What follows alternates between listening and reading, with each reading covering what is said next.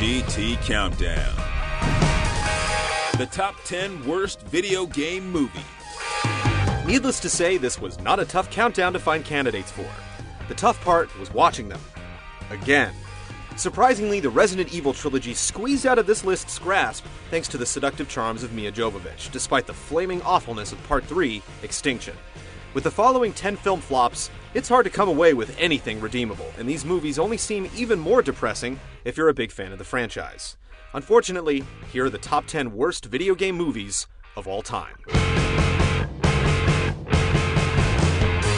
Number 10. Dead or Alive.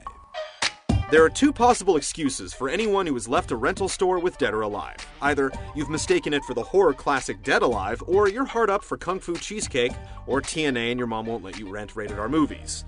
Devin Aoki doesn't begin to fill the shoes or the mighty G-Cup bra of Kasumi from the DOA game, but the jiggle power provided by other cast members and a few decent action scenes keep it from rating any higher on our awful scale. Don't get us wrong, it's still really bad. Number 9. Doom. Doom was one of the most controversial video games ever released, but the only controversy surrounding the movie was thanks to scathing comments from critics.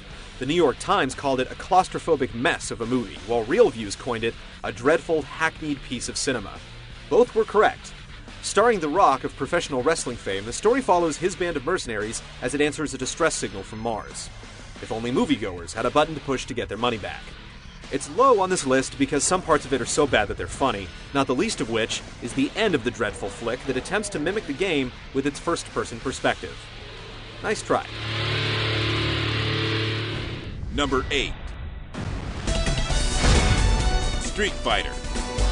The first Mortal Kombat movie may have weathered the tides, but Street Fighter's silver screen treatment definitely got some hard knocks when it assaulted audiences in the 90s. First, the bad. The fights are awful, Guile's from Brussels, and apparently there are some cyborg soldiers we never knew about. But then the good, with choice cameos from the barely famous Kylie Minogue as the cannon-drilling Cammy, and Asian cutie Ming-Na as a cocktail waitress presumed to be Chun-Li. Fierce as these feminine fighters were, their flashy moves just weren't enough to save this flick from a total knockout. Number 7. Wing Commander. How could a film directed by the creator of the video game series it's based on, in this case Origin Systems programmer Chris Roberts, drift so far from the source material? Casting Fred and Shaggy as the leads is a start, especially after Wing Commander 4 was graced with accomplished thespians like John Rhys Davies, Malcolm McDowell, and Mark Hamill. Chris Roberts has since confessed that he wasn't pleased with the furless appearance of the Kilrathi, or their feline video game counterparts. Sixth time's the charm? Now don't you die on me! Number 6. Double Dragon. Dude! You must suck at video games!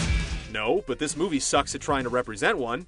We could forgive the Technicolor gang members, the Andy Dick cameo, copious amounts of high fives, Alyssa Milano's short hair, or a Bobo's steroid problem. But we can't forgive the destruction of an actual Double D arcade machine.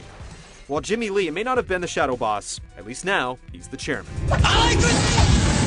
Number 5. Mortal Kombat Annihilation. Despite riding on the tail of its semi-successful predecessor, Annihilation's C-grade special effects, low-budget porn dialogue, and after-school special combat result in the manifestation of the film's tagline, "Destroy all expectations." It did just that. The recasting is so bad, even Johnny Cage told his agent to kill him off. Instead of Billy Madison's lovable Miss Vaughn, we get a 40-something Sonya Blade with ranger shorts hiked up to her underarms, and a thunder god that appears to have skipped puberty. The final showdown between Khan and Kang, a haphazard 6th grade Play-Doh project, had us looking for the portal out of the theater. Number 4. House of the Dead. If someone invites you to a rave on a remote island known as Isla de Muerta, basic knowledge of Espanol will save you from a horrible zombie massacre. If someone invites you to see a Uwe Boll movie, basic knowledge of the director's other work will save you from a truly awful film. Even gratuitous nudity and gamey gimmicks can't save this cheese fest. If you watch the film, you'll suffer like G did, and then some. But don't feel too sad for the Sega logo. It's sadly seen worse. Number 3. Alone in the Dark. Not long after closing escrow on The House of the Dead, Boll staked his claim on another piece of video game real estate with the film adaptation of Alone in the Dark. And you anyway. Swapping mystery and intrigue for guns and washed-up actors Christian Slater and Tara Reid. I don't believe it. The inadvertently hilarious action horror flick had little to do with the series and even less to do with common decency. And for desperate viewers holding out hopes for some shameless TNA, trust us. There are some things that you wouldn't want to get caught alone in the dark with. Number 2. Super Mario Brothers.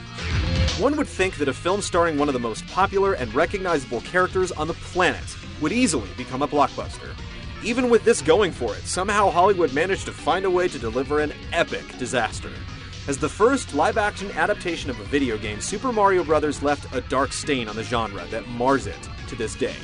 Whether it was Koopa as a human, Goombas as giant reptilian thugs, the Mushroom Kingdom as a dystopian city, or the infamous cameo of the Super Scope, this film made even the staunchest Mario fanatic wince in agony.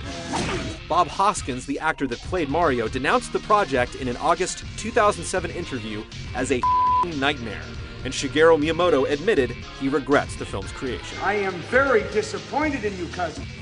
Number 1. Blood Rain. If Uwe Boll is the Stanley Kubrick of crap, this is his space odyssey. It's long been rumored that Boll used to make a fortune off his projects if they sucked, and if that's true, then he made more money on Blood Rain than any of his other movies. Every actor is miscast, every wig is too fake, every sex scene is too inappropriate, and every action scene is too improvised. It's no surprise that the director that got away with wasting Ben Kingsley's talent also produced the worst video game movie of all time.